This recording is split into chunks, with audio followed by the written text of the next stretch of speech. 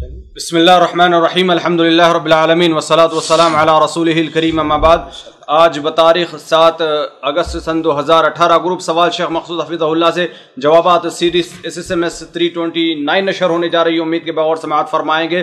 جیسا کہ حج اور قربانی گروپ خصوصیت کے ساتھ ان سوالات کو شامل کیا جا رہا ہے، پچھلی 2 سیریز جو حج سے متعلق گزر چکی تھی ان میں سے کچھ سوالات حج سے متعلق باقی رہ گئے تھے۔ چند سوالات کو جو حج سے متعلق باقی ہیں انہیں شامل کر کے پھر ہم قربانی سے متعلق جو سوالات ہیں انہیں شامل کرتے ہیں۔ پہلا سوال جو پیچھے رہ گیا تھا، ساتھی پوچھتے ہیں کہ ایام حج میں عورت کے لیے کیا نوز پیس لگانا جائز ہے یا اس طریقے سے دستانے اور ساکس وغیرہ پہننا کیسا ہے؟ بسم اللہ الرحمن الرحیم الحمدللہ رب العالمین وصلی اللہ علی نبینا محمد وعلی آلہ واصحابہ اجمعین۔ نبی کریم صلی اللہ علیہ وسلم نے عورتوں کو جن چیزوں سے منع کیا ہے وہ اولاً تو برقع ہے، دوسری چیز نقاب ہے، اور تیسری چیز وہ دستانہ ہے۔ ان 3 چیزوں کے علاوہ عورت کے لیے کوئی بھی لباس منع نہیں ہے۔ برقع وہ ٹوپی والا نقاب ہوا کرتا ہے جو عورتیں عام طور پر سر کے اوپر سے پہنا کرتی تھیں، اور سامنے آنکھوں کے سامنے جو ہے وہ نقب یعنی سوراخ ہوا کرتے تھے۔ اور نقاب جو ہے، نقاب اس کو کہتے ہیں کہ وہ برقع، ہاں نقاب وہ ہے کہ جس کی وجہ سے پورا چہرہ ڈھکا ہوا ہو اور آنکھوں کی جگہیں کھلی ہوئی ہوں، جس کی ایک واضح شکل آج ہمارے ہاں نوز پیس ہے، آج ہمارے ہاں نوز پیس ہے۔ تو یہ دونوں چیزیں عورتوں کے لیے حالت احرام میں جائز نہیں ہیں۔ اس کے علاوہ عام چادر سے یا کسی بھی طریقے سے اپنے چہرے کو چھپائے گی عورت، جیسا کہ مائی عائشہ رضی اللہ تعالیٰ، حضرت ام سلمہ، حضرت اسماء رضی اللہ تعالیٰ عنہما وغیرہ کا عمل اس سلسلے میں وارد ہے۔ اسی طریقے سے عورت کے لیے دستانہ یعنی ہاتھوں میں جو پہنا جاتا ہے وہ نہیں پہنے گی، البتہ اس کے لیے موزہ پہننے میں کوئی حرج نہیں ہے، بلکہ بہتر ہے کہ وہ موزہ پردے کے لیے اپنا استعمال کرے۔ اس کے علاوہ اور کوئی لباس عورتوں کے لیے ممنوع نہیں ہے۔ جی اگلا سوال ہے، ساتھی پوچھتے ہیں کہ حج تمتع کرنے والے کے لیے عمرہ کرنے کا آخری وقت کون سا ہے؟ یعنی 8 ذی الحجہ کی تاریخ کو جو ہے رات میں اگر پہنچ جائے مینا تو کیا اس موقع پر بھی وہ عمرہ کر سکتے ہیں یا نہیں؟ بھائی دیکھیے، اس سلسلے میں میرا دل جس پر مطمئن ہے اور جسے میں اچھا سمجھتا ہوں وہ یہ ہے کہ 8ویں ذی الحجہ سے پہلے یا یہ کہیے کہ 8ویں ذی الحجہ کو فجر کا وقت ہونے یا سورج طلوع ہونے سے پہلے۔ کیوں؟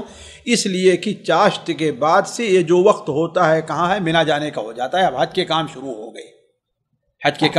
شروع ہو گئے، لہذا اس سے پہلے وہ چاہے 1 گھنٹہ پہلے پہنچے، جتنا پہنچے وہ کیا ہے اپنا عمرہ کر لے، اور عمرے سے فارغ ہو کر کے چاہے اسی وقت اسی لباس کے اندر وہ نیت کر لے کس کی؟ حج کی۔ ویسے بہت سے علماء تو یہ بھی اجازت دیتے ہیں کہ وہ 8 کو شام تک یعنی کبھی بھی وہ کر سکتا ہے، لیکن آپ اس پر غور کریں کہ حج کے جب کام شروع ہو گئے تو گویا اب عمرے کا وقت ختم ہو گیا ہے۔ وہ اصل کس لیے؟ اصل تو اس کا مقصد حج ہے نا۔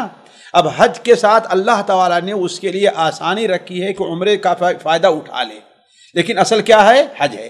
جب حج کے دن شروع ہو گئے، یعنی جو حج کے 6 دن مانے گئے ہیں، یوم الترویہ ہے نا، یوم عرفہ ہے، یوم النحر ہے، یوم القر ہے، یوم النفر اول، یوم النفر ثانی، یہ جو 6 دن حج کے مانے گئے ہیں، یعنی 8، 9، 10، 11، 12 اور 13، تو یہ حج کے ایام ہے۔ اس میں اب عمرہ کرنے کا، خاص طور پر جو انسان حاجی ہے اس کے عمرہ کرنے کا کوئی معنی نہیں ہے۔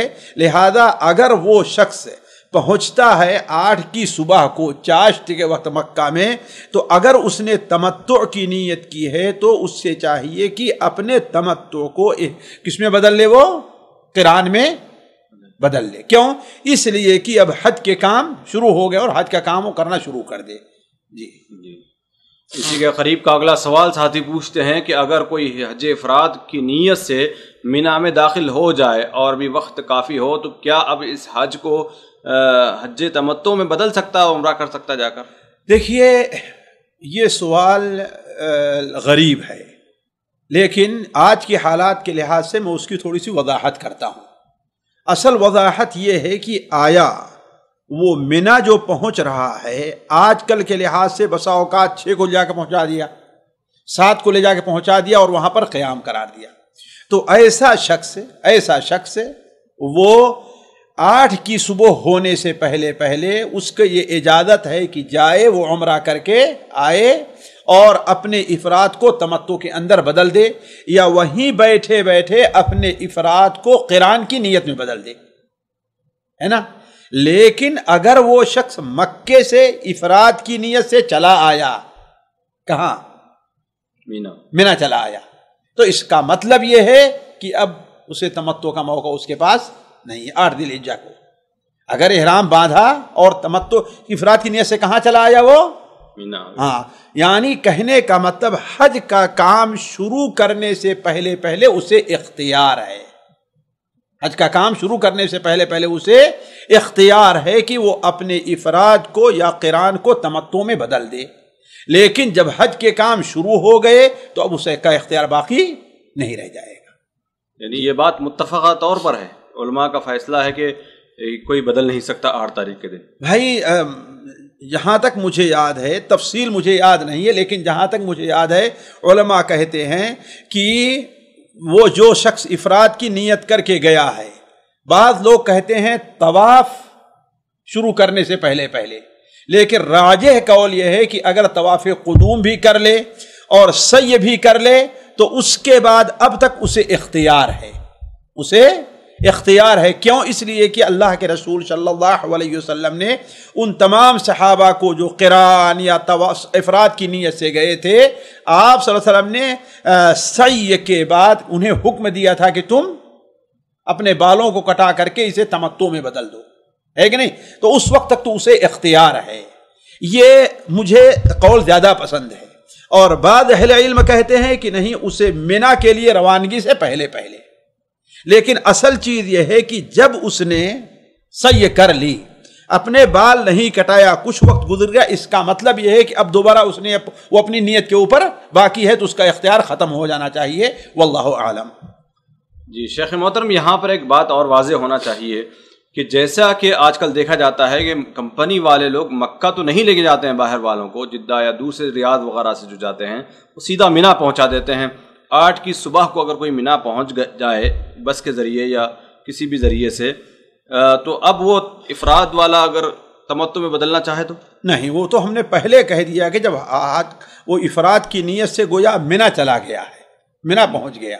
نہیں، ایک تو وہ ہوتا ہے بات کہ جو مکہ سے مینا چلا جائے، اب ایک ہے ریاض سے اس کو بس والے نے مینا ہی میں چھوڑ دیا ہے، تو اب اس کی کیا حکم؟ تو اس کے لیے ہم نے یہی کہا کہ حج کا دن شروع ہونے سے پہلے اگر وہ پہنچ رہا ہے، حج کا دن یعنی 8ویں ذی الحجہ 4 ہونے پہلے پہنچ رہا ہے، 8 کی رات کو پہنچا ہے، ٹھیک ہے، وہ چلا جائے اپنا۔ لیکن جب 8 کا دن آ گیا، اب حج کے کام شروع ہو گئے، اب حج کا کام چھوڑ کر کے وہ عمرے کے لیے جائے، جب اس کے لیے مناسب نہیں۔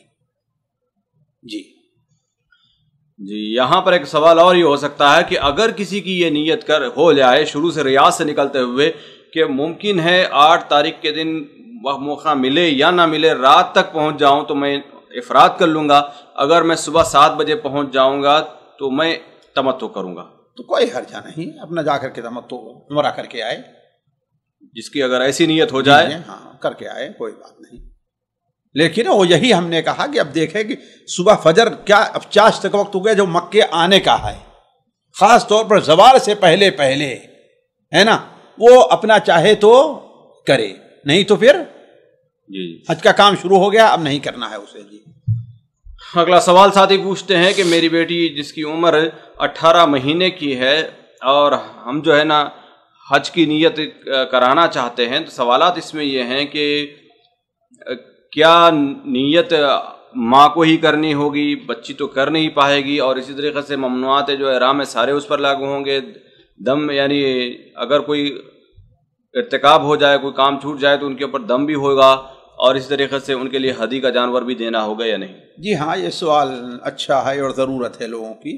دیکھیے، ہر وہ بچہ جو تمیز نہیں رکھتا، غیر ممیز ہے، اس کے طرف سے اس کا ولی نیت کرے گا، اس کا ولی نیت کرے گا، اور اسی کی نیت سے وہ کنکڑی وغیرہ مارے گا، یا اسے لے کر کے اپنے بھی طواف کی نیت رہے گی اور اس کے بھی طواف کی نیت رہے گی۔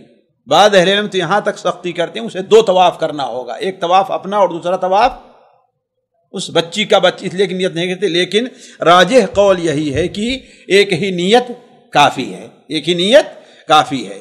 تو نیت اس کی طرف سے، غیر ممیز بچے کی طرف سے اس کا ولی نیت کرے گا، یہ بات تو مسلم ہے۔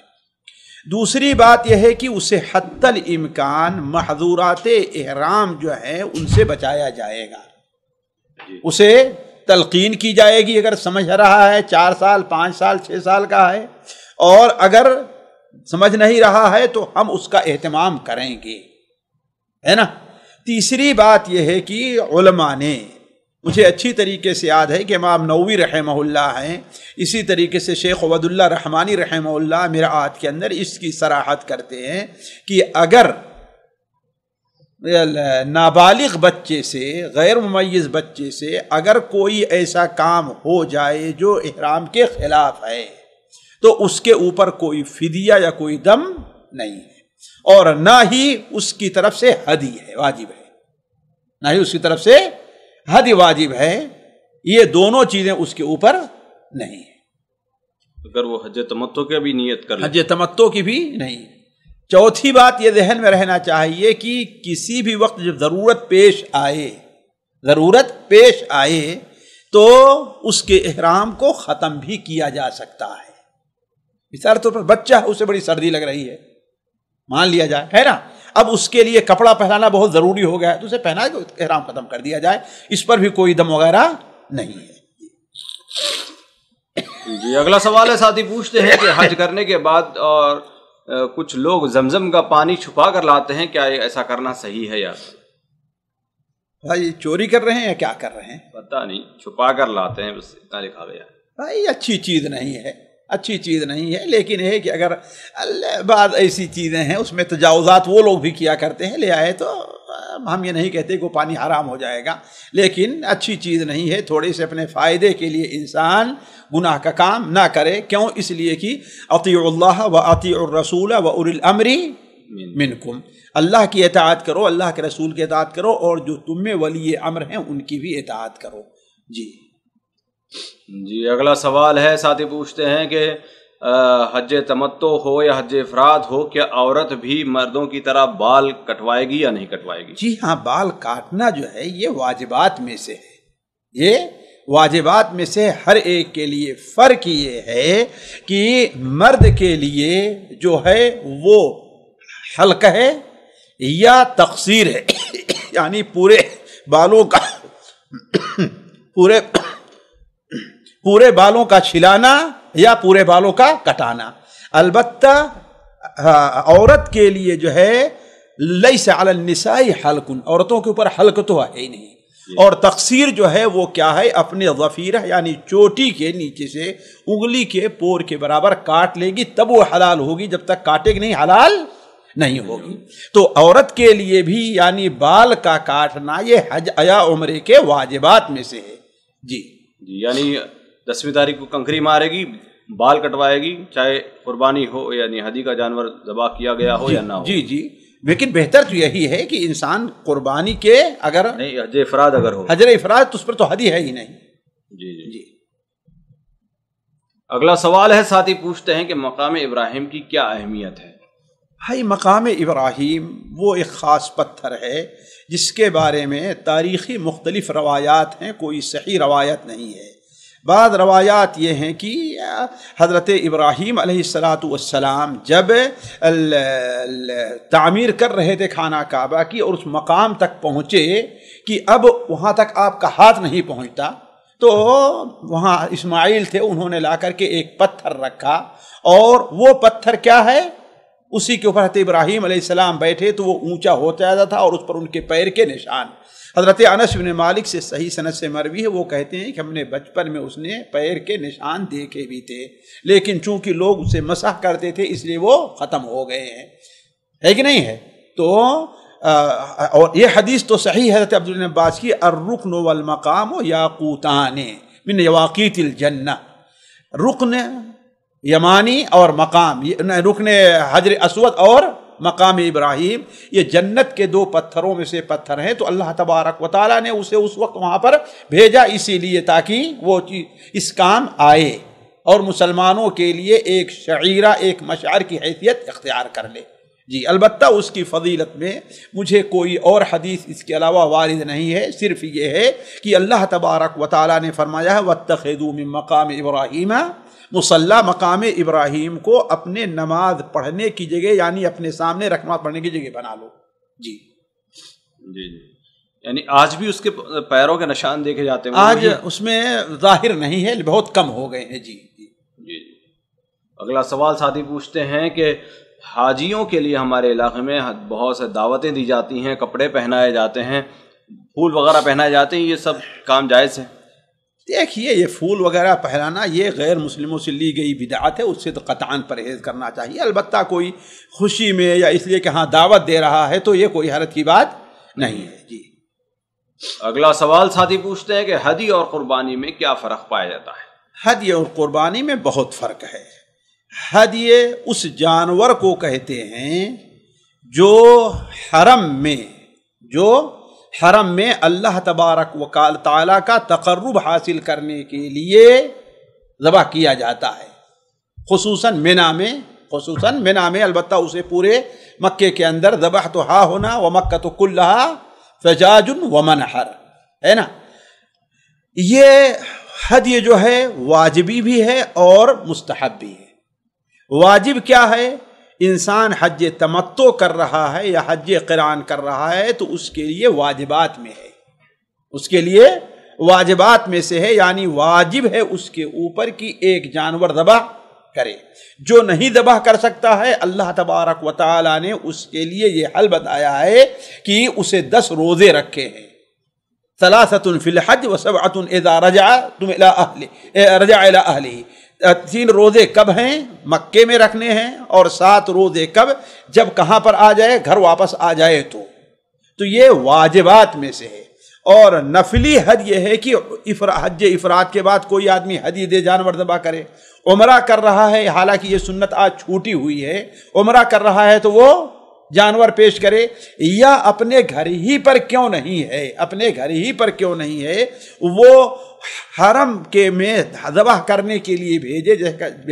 जैसा कि सही बुखारी वगैरह में हज़रत आयशा रज़ियल्लाहु तआला की है कि नबी करीम सल्लल्लाहु अलैहि वसल्लम के हज के लिए वो रस्सी में अपने हाथ से बढ़ती थी। जो लोग जाते रहते थे आप उनके साथ जानवर को मक्के में ज़बह करने के लिए भेज दिया करते थे।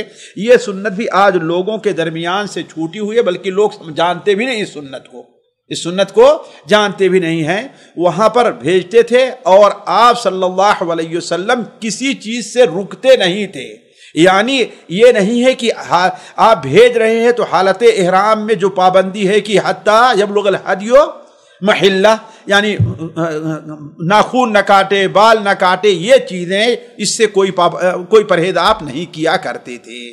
जी, अलबत्ता कुर्बानी वो है जो ईदुल अज़हा की मुनासिबत से अल्लाह तबारक व तआला का तक़र्रुब हासिल करने के लिए बंदा वो जानवर ज़बह करता है।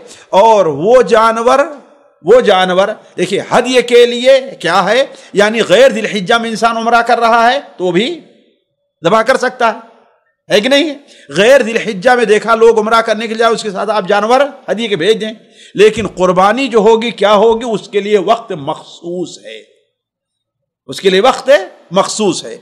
मिसाल के तौर पर ईद की नमाज पढ़ने से पहले कुर्बानी नहीं की जा सकती है ना, लेकिन यौमुन नहर की सुबह को बंदे के हदिये का जानवर ज़बह किया जा सकता है।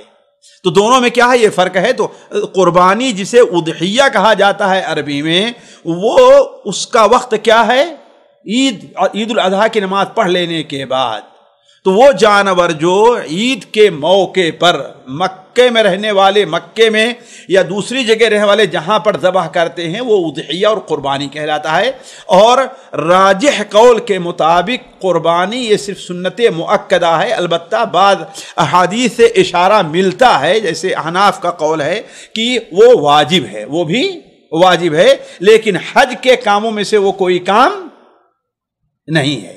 حج کے کاموں میں سے کوئی کام نہیں ہے. یہ دونوں میں فرق ہے. جی اگلا سوال ہے، ساتھی پوچھتے ہیں کہ جو ہدیے کا جانور جو حاجی قربان کرتا ہے، کیا وہ خود بھی اس کو کھا سکتا ہے یا نہیں کھا سکتا؟ بلکہ کھانا چاہیے. وَالْبُدْنَ جَعَلْنَاهَا لَكُمْ شَعَائِرَ فَاذْكُرُوا اسْمَ اللَّهِ عَلَيْهَا صَوَافًا فَإِذَا وَجَبَتْ جُنُوبُهَا فَكُلُوا مِنْهَا وَأَطْعِمُوا الْقَانِعَ وَالْمُعْتَرَّ. ہے نا؟ تو ہدی کا جانور جو ہے اس کے گوشت کا جو مصرف ہے وہ بعین ہی قربانی کے گوشت کا ہے. یعنی انسان خود بھی کھائے اور غریبوں اور مسکینوں کو بھی دے، اور ہدیہ وغیرہ بھی دینا چاہتا ہے تو وہ دے. تو اس کا دو مصرف بیان کیا گیا ہے قرآن مجید میں. وہ کیا ہے؟ کھانا اور صدقہ کرنا. فَكُلُوا مِنْهَا وَأَطْعِمُوا الْبَائِسَ الْفَقِيرَ فَكُلُوا مِنْهَا وَأَطْعِمُوا الْقَانِعَ وَالْمُعْتَرَّ. ہے نا؟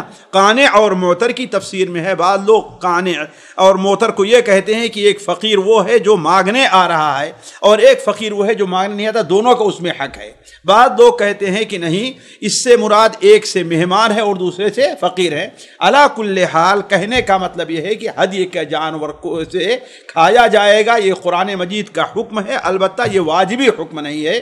خود نبی کریم صلی اللہ علیہ وسلم نے حجۃ الوداع کے موقع پر جو اپنے دستے مبارک سے 63 اونٹ ذبح کیے تھے، ہر ایک میں سے آپ صلی اللہ علیہ وسلم نے ایک بوٹی لی تھی اور اس کے پکا کر کے اس کے شوربے کو آپ نے پیا تھا، اور جو کچھ کھایا گیا تھا آپ نے کھایا تھا. جی اسی کے قریب کا اگلا سوال ہے، ساتھی پوچھتے ہیں کہ کیا حاجی ہدیے کے جانور کے جو کھانے کے ساتھ ساتھ اس کو اپنے ساتھ لے بھی جا سکتا ہے یا نہیں اپنے گھر؟ ظاہر بات ہے لے بھی جا سکتا ہے، کوئی حرج نہیں ہے. یعنی مکہ ہی میں رہنے والوں پر تقسیم کرنا ضروری ہے یا کسی بھی جگہ پہ تقسیم نہیں؟ یہ اگر بطور فدیہ کے کوئی جانور آپ ذبح کر رہے ہیں تو مکہ کے غریبوں پر تقسیم ہوگا، لیکن بطور ہدیہ کے ہے تو وہ اس کے لیے نہیں ہے، اپنے گھر بھی لے آ سکتا ہے. صحابہ کرام رضوان اللہ علیہم اجمعین کہتے ہیں کننا نتزود، ہم لوگ بطور توشہ کے لے لیتے تھے، یہاں تک کہ مدینہ پہنچتے تک کھا جا کرتے تھے ہم لوگ. جی یعنی یہاں پر فرق، دونوں میں فرق پایا جاتا ہے، ہدیے میں اور فدیے میں. جی کیا احکامات میں فرق ہے؟ فدیہ اصل میں کیا ہے؟ وہ بطور جرمانہ کے ہے. جی فدیہ بطور جرمانہ کے ہے. البتہ جو ہدیہ ہے اصل قول یہ ہے کہ یہ بطور شکرانہ کے. بعد لوگ کہتے ہیں جبران ہے، یعنی وہ جو آپ نے ایک فائدہ اٹھایا اس کے عوض میں ہے، لیکن علی کل حال وہ دونوں میں اس ناحیے سے فرق ہے کہ وہ بطور جرمانہ کے ہے اور یہ بطور جرمانہ کے نہیں ہے. جی کھانے میں بھی فرق ہے، یعنی تقسیم میں بھی فرق. جی بالکل بالکل. جی اگلا سوال ہے، ساتھی پوچھتے ہیں کہ حج پر جانے والے شخص کے لیے دعا کے لیے کہا جا سکتا ہے یا نہیں؟ کہا جا سکتا ہے، کہا جا سکتا ہے. یہ دیکھیں جا سکنا بہت وسیع ہے، مسنون بھی ہم کہہ لیں. بھائی دیکھیے اب اس کے لیے کوئی صحیح دلیل نہیں ہے. جو حدیث سنن ترمذی میں حضرت عمر رضی اللہ تعالیٰ عنہ سے متعلق ہے کہ آپ صلی اللہ علیہ وسلم نے، حضرت عمر نے جب کہا عمرے کے لیے تو آپ نے فرمایا اے لا تنسانا، اے بھائی لا فی دعائک، اپنی دعا میں ہمیں بھولنا نہیں. تو وہ حدیث ضعیف ہے. جی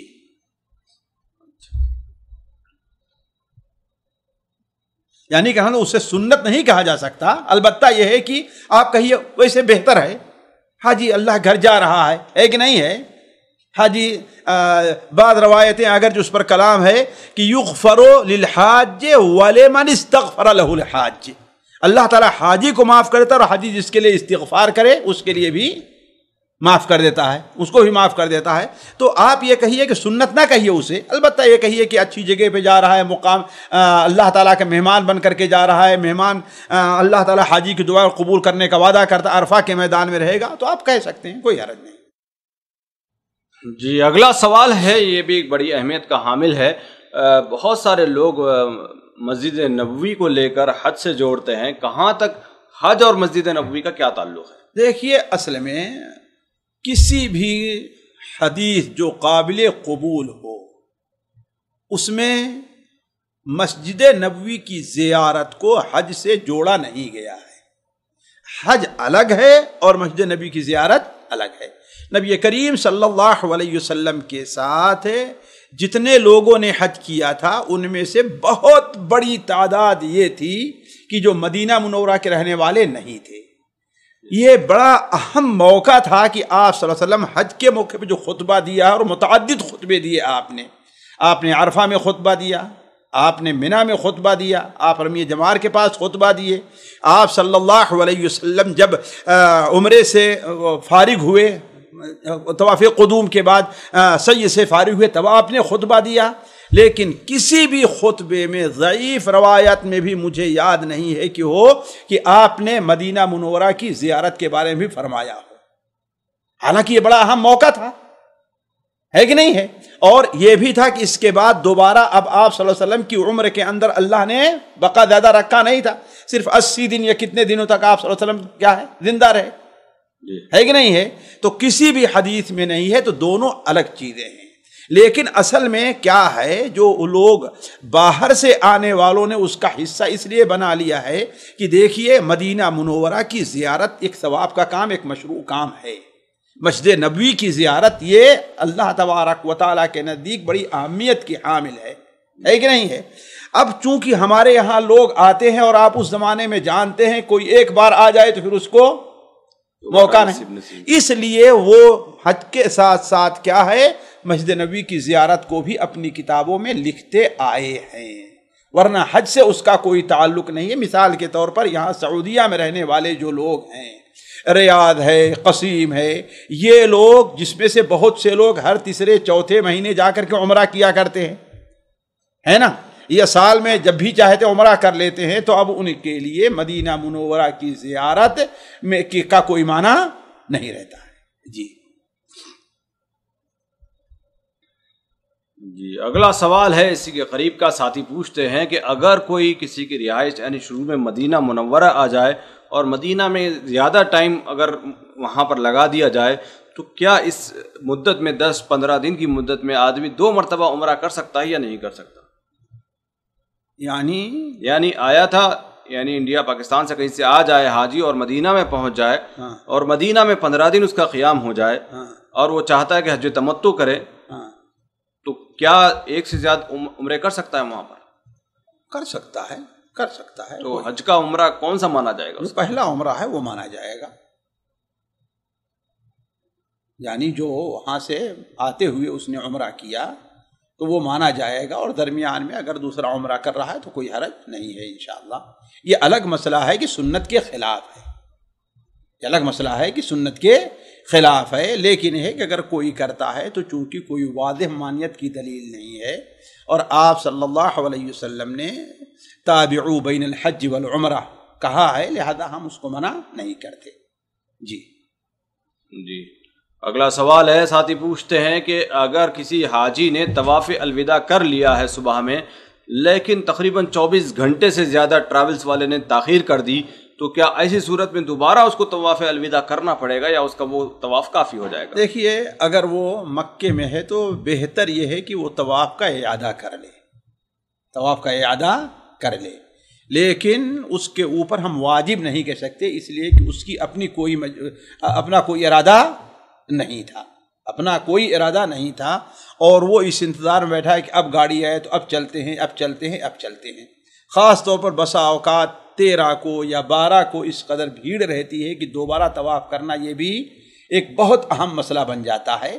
لیکن اگر کوئی شخص طواف کر لے تو کیا ہے، وہ بہتر ہے، تاکہ وہ اس حدیث کے ظاہر کے اوپر بھی اس کا عمل ہو جائے. حضرت عبداللہ بن عباس کی ہے کہ نبی کریم صلی اللہ علیہ وسلم نے ارشاد فرمایا کہ جو شخص اس گھر کا حج کرے وہ اس گھر سے بغیر اس کا آخری کام کیا ہونا چاہیے، بیت اللہ شریف کا طواف ہونا چاہیے. جی اگلا سوال ہے. ساتھی پوچھتے ہیں کہ اگر کوئی حاجی مینا میں جیسے 2-3 راتیں گزارنی ہیں اس میں سے کوئی ایک رات اگر گزار لے اور 2 راتیں اسے چھوٹ جائیں تو کیا اس پر دم ہوگا یا نہیں ہوگا؟ دیکھیے راتیں واجب تو 2 ہی ہیں نا، 11 کی اور 12 کی، الا یہ کہ وہ 13 کو بھی رہا ہے تب تو 3 راتیں اس کے اوپر ہوں گی جی، تب 3 ہوگی، ورنہ کتنی ہیں؟ 2 ہیں جی، ہے نا۔ تو یہ مکمل تینوں دن کی یا دونوں دن کی جتنا اسے رہنا ہے یہ مکمل ایک واجب ہے۔ اب اگر ایک دن گزارتا ہے دوسرے دن نہیں گزارتا تو گویا اس سے واجب نہیں چھوٹا ہے، واجب کا ایک حصہ چھوٹا ہے، جس کے لیے توبہ اور استغفار یا کچھ صدقہ اور خیرات کر دے۔ اہل علم یہ کہتے ہیں، اہل علم یہ کہتے ہیں، جی ہاں۔ یعنی 2 راتوں میں وہ بھی آدھی رات بھی اگر کوئی گزار لے، آدھی یعنی یا آدھی سے تو کم سے کم زائد تو ہونا چاہیے نا، تاکہ ایک دن کا شمار ہو جائے نا۔ جی جی جی جی۔ اگلا سوال ہے، ساتھی پوچھتے ہیں کہ حج بدل کرنے والا پیسے لے سکتا ہے یا نہیں؟ اس سے پہلے والے سوال کا تکملہ یہ کر دیں کہ یہ اس صورت میں ہم کہہ رہے ہیں کہ کچھ صدقہ اور خیرات کرے جب کہ اس کے سامنے کوئی عذر نہ ہو۔ اب اس کے سامنے عذر تھا کہ وہ شام کو یا عصر کے بعد گیا کہاں طواف کرنے کے لیے، طواف وداع افادہ نہیں کیا تھا، اب بھیڑ کی وجہ سے یا ساتھیوں سے بھٹکنے کی وجہ کیا ہے وہ لیٹ ہو گیا، تو ہم یہی کہیں گے کہ ہاں اس کے اوپر کوئی چیز ہے، کیوں؟ اس لیے عذر کی بنیاد پر۔ اس لیے ہم کہتے ہیں کہ اہل اعذار کے لیے اللہ کے رسول صلی اللہ علیہ وسلم نے مبیت بمنا کی سے رخصت دی ہے نا۔ تو گویا یہ اس کے سامنے عذر ہے تو اس پر اب کوئی گناہ انشاءاللہ نہیں ہے۔ آیا دوسرا سوال جو ہے کہ حج بدل کرنے والا ٹھیک ہے وہ پیسے لے سکتا ہے، پیسے لے سکتا ہے۔ دیکھیے اتنا پیسہ تو لینا اس کا حق بنتا ہے جتنا پیسہ حج کے اوپر خرچہ ہے نا، لیکن وہ یہ کہے کہ بھائی میں حج تو کروں گا لیکن اتنا زیادہ لوں گا میں، تو ٹھیک ہے وہ لے سکتا ہے، کوئی حرج نہیں ہے۔ گویا کہ وہ بطور مزدور کے اب جا رہا ہے نا، اللہ تعالیٰ کے نزدیک اب وہ اجر کا مستحق نہیں ہے اگر اس کا مقصد کیا ہے پیسے لینا ہے۔ لیکن یہ ہے کہ اگر وہ مجبور ہے، کوئی ضرورت مند ہے کہ نہیں ہے، تو امید کی جاتی ہے کہ اللہ تعالیٰ اسے اجر سے بھی نوازے گا، واللہ عالم۔ یعنی اگر کوئی زائد پیسہ لیتا ہے تو اس کے ثواب میں کمی ہوگی یا ملے گا ہی نہیں؟ بھائی 2 صورت ہوتی ہے لینے کی، ایک صورت یہ ہوتی ہے کہ دینے والا اپنی طرف سے دے رہا ہے کہ جاؤ تم کر لو، اس میں تو اس کے ثواب میں انشاءاللہ کوئی کمی نہیں ہے۔